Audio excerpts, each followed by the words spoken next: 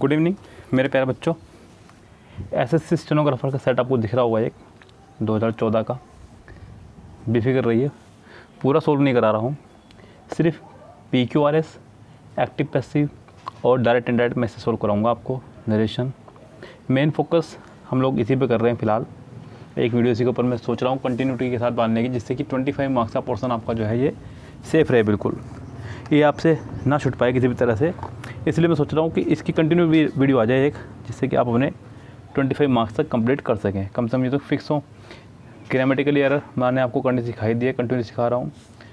30 marks का portion वो है आपका, वो क्लियर हो तो 55 मार्क्स के आसपास हम लोग जो है कुछ सेव कर पाएंगे। उसके बाद पैसेज वगैरह सब कुछ अच्छे से हमारा चल रहा है। ईश्वर ने चाहा तो ये 85-90 क्रॉस हमारा मार्क्स कट जाएंगे, डेफिनेटली क्रॉस करेंगे। बस आप सभी वीडियो को देखिए, ये सभी वीडियो आपके लिए बनाई जा रही हैं। यस, कुछ सोच के बनाई जा रही हैं, दिमाग लगाया जा रहा है। तो ही सोच रहा हूँ, बैठ के सोचता हूँ कि आज क्या दिया जाए, उसके बाद मैं आपके लिए वीडियो लाने की सोचता हूँ। कुछ भी हो चाहे, लेकिन वीडियो में कमी नहीं रहनी चाहिए आपके लिए। तो चलिए चलते हैं। आज की वीडियो को शुरू करने से पहले थोड़ा सा जानकारी आपको दे दूँ उसके बारे में। यहाँ पे स्टेनोग्राफर का एक सेट है जिसमें 31 से 35 तक हैं आपके क्लोज टेस्ट। कैमरा इसका मैं ऑन कर रहा हूँ, जिससे कि मैं आपको अपनी बात समझा दूँगा अच्छे से। यस, 31 to 35 तक हैं आपके PQRS, इनको सोल्व करेंगे। उसके बाद में जो इसका आगे एक्टिव पैसिव जहाँ से भी होंगे वहाँ देखेंगे, क्योंकि फ़िलहाल मुझे भी नहीं पता कि कहाँ पे PQRS है कहाँ नहीं है। PQRS तो मैंने देख लिए, लेकिन उसका आगे का नहीं पता कुछ भी। चलिए, पहला सेंटेंस कह रहा है कि in India we have several bird centuries. ये फर्स्ट सेंटेंस दे दिया उसने आपको। अब PQRS और उसका 6 sentence, where birds from both. यहाँ पे इस सेंटेंस के लास्ट में आया बोथ, ये ध्यान रखिएगा आप सबसे पहले। यस, इस सेंटेंस के आखिरी में आया है आपका बोथ। तो बोथ के बाद आपका आना चाहिए कोई प्लूरल नाउन, ये भी क्लियर रखिएगा, ध्यान आप सबसे पहले। यस, बोथ के बाद कोई ना कोई आना चाहिए क्लियर नाउन, सबसे इम्पोर्टेंट। चलिए, कह रहा है कि in India we have several bird centuries where, जहाँ birds from both parts.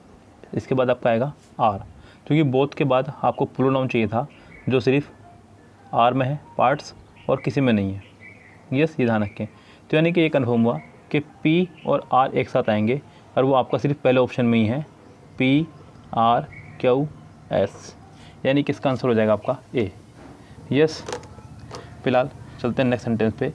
Next sentence क्या कह रहा है उसको देखिए ध्यान से। कह रहा है कि on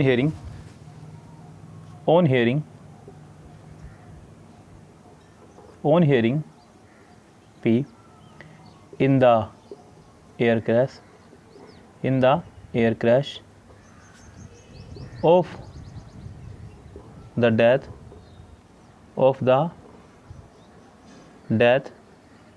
or he as of his daughter। तो ऑन हियरिंग, सुनने के बाद, क्या, ऑफ द डेथ, मृत्यु की खबर, किसकी, अपनी बेटी की, ऑफ हिज डॉटर, कहाँ, इन द एयर क्रैश में। फिर उसके बाद सबसे आखिर में आएगा आपका ही, उसके बाद जो भी होगा, यानी कि सबसे पहला सेंटेंस रहेगा आपका क्यू, फिर उसके बाद आपका आएगा SQSPR। इसके ऑप्शन है आपके पिछले पेज पर, हालांकि मैंने इसका आंसर यहीं सामने लिखा है जानबूझ करके, जिससे कि आपको मैं इसका आंसर दिखा सकूं। तो QSPR इसका ऑप्शन का हो जाएगा करेक्ट सीक्वेंस। तो इसका आंसर हो जाएगा आपका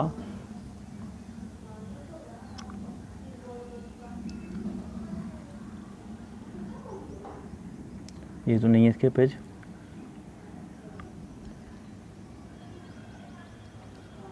शायद ये हो जी, नहीं ये भी नहीं है।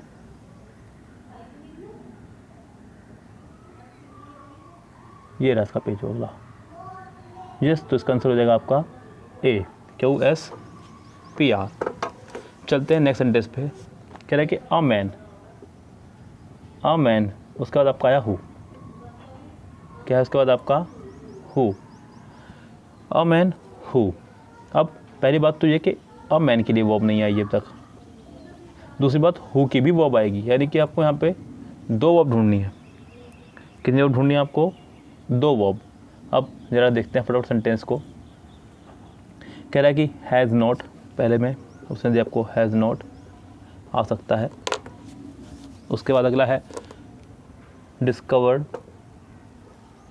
ये भी वर्ब है, ये इसके बाद आना चाहिए क्योंकि थर्ड फॉर्म है। फिर are dares to waste, yes. उसके बाद में एस है आपका 1 hour of time, the value of time. चलिए सबसे पहले अ मैन के हिसाब से आप ढूंढिए यहाँ पे वर्ब कौन सी आनी चाहिए। A man who dares, a man who dares, चाहे तो आप हैज़ भी ला सकते हैं, लेकिन ध्यान रखें अगर हैज़ आएगा तो उसके बाद डिस्कवर तुरंत बाद आएगा, यानी कि पी और क्यू इकट्ठे आएंगे। क्यों आएंगे इकट्ठे? क्योंकि हैज़ हैव को थर्ड फॉर्म पसंद है। कौन सी फॉर्म पसंद है? वो आपकी थर्ड फॉर्म पसंद है, ये ध्यान रखें आप। तो यहाँ पे इसलिए आपका पी के बाद क्यू का आना अनिवार्य है, ये तो कन्फर्म है, यस। इसलिए मैं कह रहा हूँ बार बार इसको। चलते हैं आगे। पी के बाद क्यू कितनों में है? आपका सी में है और डी में है। अगर हम सी और डी को ही देखें तो सी में पहला सेंटेंस है आपका आर और डी में पहला सेंटेंस है आपका एस।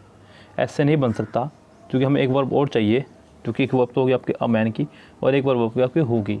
2 वर्ब चाहिए थी, पहली वर्ब ये हो गई, दूसरी वर्ब ये होगी, यानी कि सेंटेंस का आंसर हो जाएगा आपका C R S P Q, yes. चलते हैं नेक्स्ट सेंटेंस पे। नेक्स्ट सेंटेंस क्या कह रहा है आपका?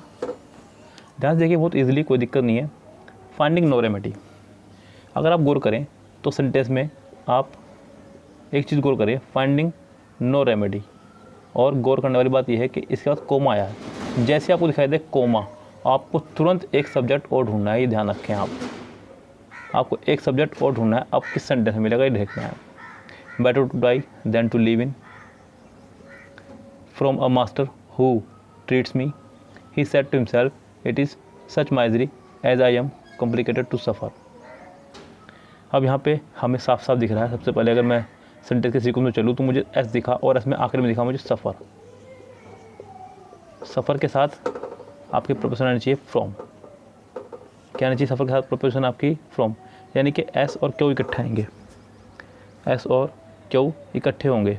कितनों में है एस और क्यू इकट्ठे? आपके सिर्फ और सिर्फ सी में। किस में? सिर्फ सी में। तो इसका आंसर हो जाएगा आपका सी ही, आर पी एस क्यू, यानी कि finding no remedy. He said to himself. दूसरी बात मैंने आपको कहा था नया सब्जेक्ट ढूंढना है। सब्जेक्ट पी में नहीं है, सब्जेक्ट क्यू में नहीं है क्योंकि फ्रॉम है, सब्जेक्ट एस में नहीं है, सच है आपका सब्जेक्ट सिर्फ आर के पास है और किसी के पास सब्जेक्ट है ही नहीं। तो finding no remedy, he said to himself, it is better to die than to live in such misery as I am compelled to suffer from a master who treats me and always has treated me so unkindly, यानी कि इसका answer हो जाएगा आपका सी फिलहाल की स्थिति में। चलते हैं नेक्स्ट पे। नेक्स्ट सेंटेंस है आपका 35। कह रहा है कि इट इज़, अभी तक सेंटेंस में इट इज़ आया, लेकिन आपको यहाँ पे पी पार्ट में हु दिख रहा होगा। अब हु आता है आपका पर्सन के लिए। किसके लिए आता है? हु आपका पर्सन के लिए, यानी कि इससे पहले कोई व्यक्ति का होना ज़रूरी है। पहले मतलब सेंटेंस के लास्ट में हो किसी भी, क्यू के, आर के या एस के, क्योंकि इसके लास्ट में तो है नहीं। मतलब क्यू के आखिरी में व्यक्ति हो या फिर आर के आखिरी में व्यक्ति हो, फिर एस के आखिरी में व्यक्ति हो। हालांकि एस के आखिरी वाले पार्ट में है व्यक्तिवाचक मैन, यस, ये ध्यान रखें आप। अब एस के आखिरी में मैन है तो एस के बाद पी आएगा, ये कन्फर्म हुआ, यानी कि एस और पी इकट्ठे आएंगे। एस पी कितनों में इकट्ठे हैं? पहले में नहीं है, दूसरे में है, तीसरे में नहीं है, चौथे में नहीं है, यानी कि सिर्फ और सिर्फ सेकंड वाले में है आपका एस पी आर क्यू, ये उसका आंसर। ये आपका जो रिलेटिव प्रोनाउन वाला फंक्शन है हु हुम विच वट दैट, ये आपका बहुत बड़ा रोल प्ले करेगा पी क्यू आर एस के अंदर। नाउन में मैंने आपको ये खूब अच्छे से पढ़ाया था, हु हुम विच वट और दैट, ये पांचों बहुत बड़े रोल प्ले करते हैं पी क्यू आर एस में। इसलिए मैं आपको बार बार जोर दिया था कि नाउन का जो मैंने चैप्टर पढ़ाया है उसको ढंग से एक बार पढ़ लें आप, यस। हालांकि अभी वीडियो पूरी नहीं डल पाई, उसकी भी रह गई अधूरी। अगर चलते हैं आपका एक्टिव पैसिव, कहेगा someone rode this letter the 19th century. Rode है आपके सेकंड फॉर्म, सेकंड फॉर्म है तो आपको ढूंढना है वॉज वर। क्या ढूंढना है आपको? Was were. वॉज वर कितनों में है? पहले में नहीं है, दूसरे में है, तीसरे में नहीं है, फोर्थ में है लेकिन वो उसके बाद थर्ड फॉर्म नहीं है, तो ये भी बाहर होगा। इसका आंसर हो जाएगा आपका बी। क्या आंसर हो जाएगा इसका आपका बी। चलते हैं नेक्स्ट पे। कह रहे हैं the ball had been thrown by him. ये सेंटेंस पहले से पैसिव में है क्योंकि had been plus third form दिखी है आपको ढूंढना है इसका had plus third form only. Sentence बनेगा आपका ही से। ही हैज़ पहला बाहर, ही थ्रू दूसरा बाहर, डी बाहर। इसका आंसर बचा सिर्फ और सिर्फ C. Yes. Who did the homework. Did यानी कि सेकंड फॉर्म, आपको ढूंढना है वॉज पर। सबसे पहली बात तो यही है। कितनों में है वॉज पर? ए में नहीं है, बी में है, सी में भी है, डी में भी है। यस। चलिए अब बढ़ते हैं अपने अगले पड़ाव पे। सीखिए, देखिए हु वाले सेंटेंस को हम बनाते हैं बाय हुम से। किससे बनाते हैं? बाय हुम से। कितनों में है? ना ए में है, ना बी में है, ना सी में है, सिर्फ और सिर्फ डी में है। इसका आंसर हो जाएगा आपका डी। नेक्स्ट सेंटेंस भी कुछ इसी तरह का रहेगा, who will answer this question. आपको दिख रहा है विल, आपको ढूंढना होगा विल बी। क्या ढूंढना होगा? Will be. दूसरी बात आपको दिख रहा है हु। क्या दिख रहा है आपको? हु वाले को बनाना है आपको बाय होम से। किससे बनाना होगा? बाय होम से। कितनों में है बाय होम? बी में है और डी में है। अब बी और डी में से किस में विल भी है? ये देखिए, डी में वुड भी है जो कि नहीं होगा। ये फंक्शन डायरेक्ट इनडायरेक्ट का है, यानी कि ये रेस का बाहर हुआ। आंसर बचा सिर्फ और सिर्फ बी। नेक्स्ट सेंटेंस कह रहा है कि the little kitten was frightened. Was were plus third form लगाई, यानी कि सेंटेंस पहले ही पैसिव में है। आपको एक्टिव बनाना है तो आपको सेकंड फॉर्म ढूंढनी होगी। सेकंड फॉर्म कितनों में है? आपको सिर्फ ये देखना है। पहले में है, यस। दूसरे में नहीं है, दूसरे में was were plus third form ही है, रेस से बाहर। सी में was were plus third form ही है, रेस से बाहर। डी रेस में शामिल है आपका। फिलहाल ए और डी आपका हुआ रेस में शामिल। चलो चलते देखते हैं इनमें से कौन सा ऑप्शन आपका फिट बैठेगा। सेंटेंस बनेगा आपका द साउंड से। डी वाला द साउंड से नहीं बना है, इसलिए डी से बाहर। आपका आंसर हो जाएगा सिर्फ और सिर्फ ए। नेक्स्ट सेंटेंस नंबर 41 कह रहा है कि these cups can be played, cubes can be played with quite safely. Can be के साथ उसने लगाई वर्ब की थर्ड फॉर्म। इसका मतलब सेंटेंस पहले ही पैसिव में है। आपको उसका एक्टिव बनाना है तो आपको ढूंढना होगा कैन प्लस वर्ब की first form. Can plus verb की फर्स्ट फॉर्म आपको देखिए कितनों में है। ये पहले में कैन नहीं है, दूसरे में कैन है, थर्ड में कैन नहीं है। उसके बाद आप आगे देखें क्या कैन है, डी में भी नहीं है। इसका मतलब सिर्फ और सिर्फ इसका आंसर हो जाएगा फिलहाल की स्थिति में बी। 42 देखिए, कह रहा है कि the old woman was knocked. Was plus third form यानी कि पैसिव है। क्या है सेंटेंस आपका? ये पैसिव। आपको बनाना है एक्टिव। आपको चाहिए सेकंड फॉर्म, क्योंकि सेकंड फॉर्म को ही वॉज में प्लस थर्ड फॉर्म बोला जाता है। पहले में हैज़ प्लस थर्ड फॉर्म बाहर, सेकंड में by the court was plus third form race से बाहर। सी में सेकंड फॉर्म है रेस में शामिल। डी उसने कहा नन ऑफ द अबव, ये रेस से बाहर। इसका आंसर हो जाएगा आपका C. Next sentence, people think that he is a wise man. 43 people think that he is a wise man. Think आपकी फर्स्ट फॉर्म है, आपको लेना होगा इज़, एम, आर में से कोई भी एक प्लस वर्ब की थर्ड फॉर्म। ए में नहीं है, बी में है, सी में भी है, डी में भी है। चलिए फिलहाल इतना पोर्शन तो वो आपका करेक्ट। आगे बढ़ते हैं। कह रहा है कि he is a wise man. He is a wise man. He is thought to be a wise man. People are thinking. See thinking इस बार हो गया। He is thought to be an intelligent man. Wise man का intelligent कर दिया इसलिए बाहर। इसका आंसर होता है सिर्फ और सिर्फ बी। 44 देखिए, कह रहा है कि when we arrived all the food had been eaten by them. When we arrived all the food had been eaten by them. यहाँ सेंटेंस पहले ही पैसिव है क्योंकि उसने हैड बीन प्लस वर्ब की थर्ड फॉर्म लगाई है। पैसिव है, साफ दिख रहा है। आपको बनाना है इसका एक्टिव। तो एक्टिव बनाने के लिए आपको चाहिए यहाँ पे सिर्फ हैड और वर्ब की थर्ड फॉर्म। कितनों में है? When we arrived they had eaten all the food. A में है, बी में जी नहीं, सी में जी नहीं, डी में भी नहीं है। इसका आंसर सिर्फ और सिर्फ हो जाएगा फिलहाल की स्थिति में ए आंसर करेक्ट इसका हो जाएगा। चलते हैं 45 पे। एक्टिव पैसिव का लास्ट सेंटेंस है, कह रहा है कि the civil engineer is constructing the villa, is am are plus ING। आपको ढूंढना होगा is am are plus being plus third form, sentence बनेगा द विला से। ये भी ध्यान रखें आप साथ साथ। द विला आपका चारों में ही है। द विला के साथ में आर लगाना गलत हो जाए बिकॉज विला सिंगुलर है, सिंगुलर सब्जेक्ट है तो सिंगुलर वर्ब लगाइए, इसलिए ए वाला हुआ रेस से बाहर। बी वाले में इज़ है, रेस में शामिल। सी वाले में हैज़ है, रेस से बाहर। डी वाले में इज़ है, रेस में शामिल। लेकिन बीइंग सिर्फ बी वाले में ही है, इसलिए बी इसका आंसर होगा, डी भी इसका आंसर नहीं हो सकता। तो फिलहाल इसका आंसर हो जाएगा आपका 45 का बी। चलते हैं नेक्स्ट पे। सेंटेंस 57 से देखिए, क्योंकि 56 क्वेश्चन पीछे है और ऑप्शन इसके इस पेज पे, तो मुझे बार बार दिक्कत होगी पेज को स्किप करने में, इसलिए आप डायरेक्ट सेंटेंस नंबर 57 से ही देखिए। यस, क्या कह रहा है 57 सेंटेंस? कह रहा है कि she said to her friend where were you last night. She ही रहेगा। सेंटेंस W फैमिली से कनेक्ट होगा। सबसे पहली बात तो आप ये ध्यान रखें, यस W फैमिली से कनेक्ट होगा। उसके बाद में उसने लगाया वेयर वर यू, यानी कि वॉर सेकंड फॉर्म है आपकी, आप इसे बदल देंगे हैड प्लस बीन में, और लास्ट नाइट को प्रीवियस में। कितनों में है हैड बीन? पहले में नहीं है, दूसरे में है लेकिन लास्ट नाइट रखा उसने, इसलिए बाहर।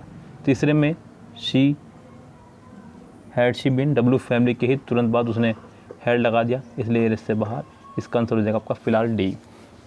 यस, क्योंकि डायरेक्ट इंडायरेक्ट का ये रूल है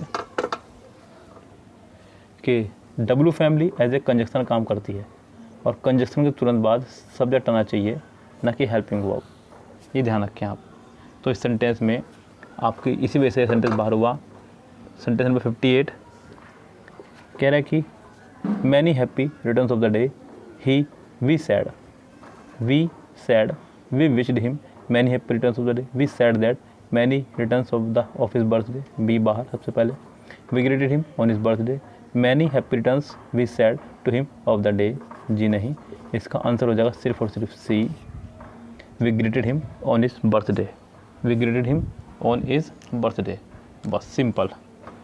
नेक्स्ट सेंटेंस देखिए 59 my friend said to me look ahead, आगे देखो। इम्परेटिव है। इम्परेटिव सेंटेंस को हम लोग जोड़ते हैं टू से। किससे जोड़ते हैं? टू से। कितनों में है?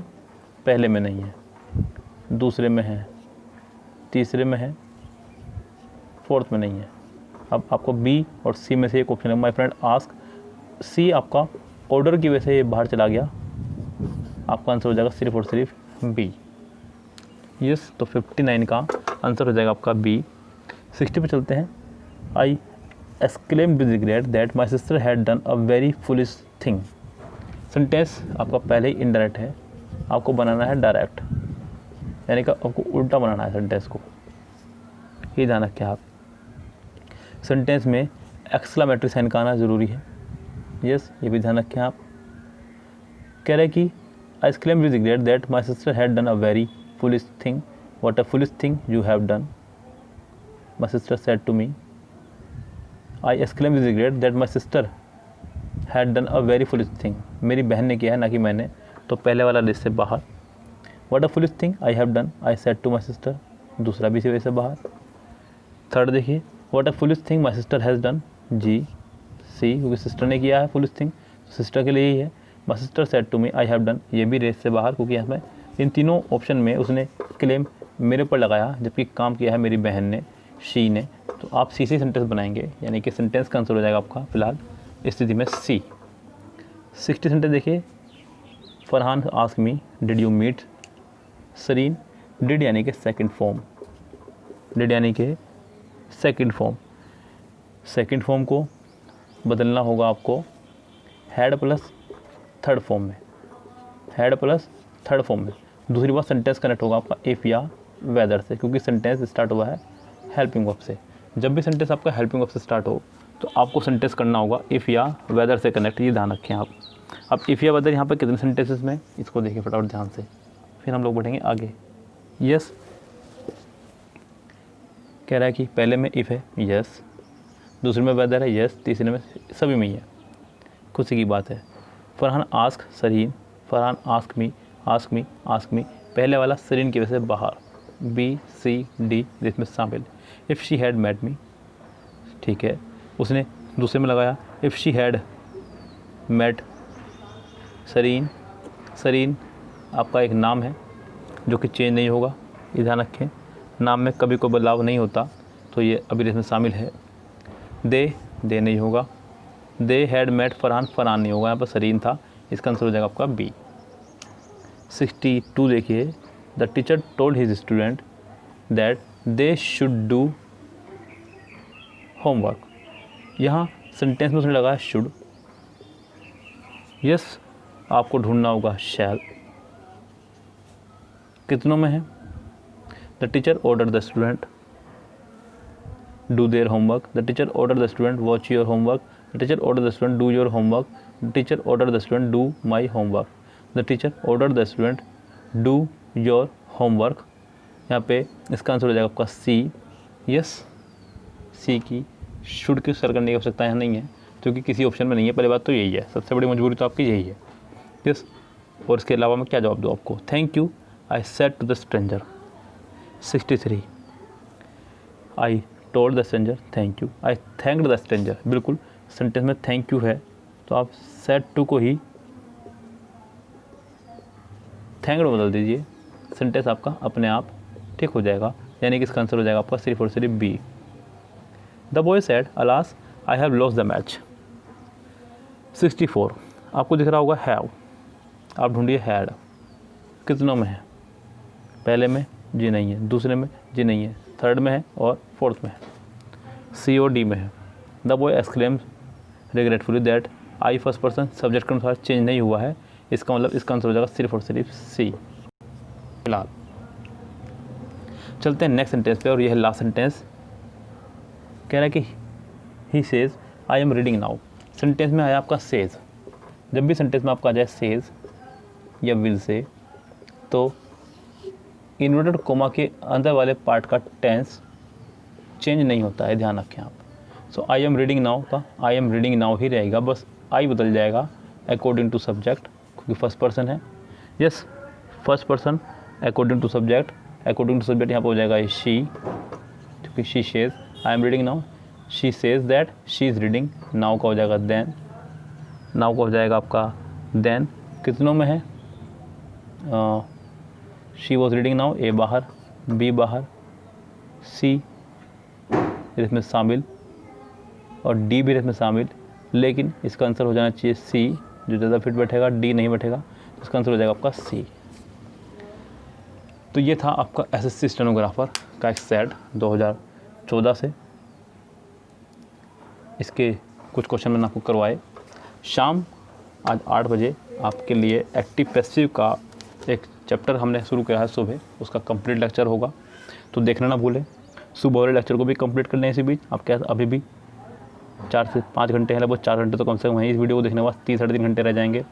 पूरा लेक्चर कंप्लीट कर लें, नोट्स बना लें अच्छे से, क्योंकि शाम वाले बैच में आपको कुछ स्पेशल मिलने वाला है। सुबह तो बिल्कुल बेसिक था जो सब जगह आपको मिल जाएगा, शाम वाले बैच में देखिए आपको कितना खतरनाक मटेरियल मिलने वाला है, तो तैयार रहिए उसके लिए। फिलहाल चलते हैं, आपसे लेते हैं विदा, have a nice day, see you tomorrow, सब खैर, गुड नाइट।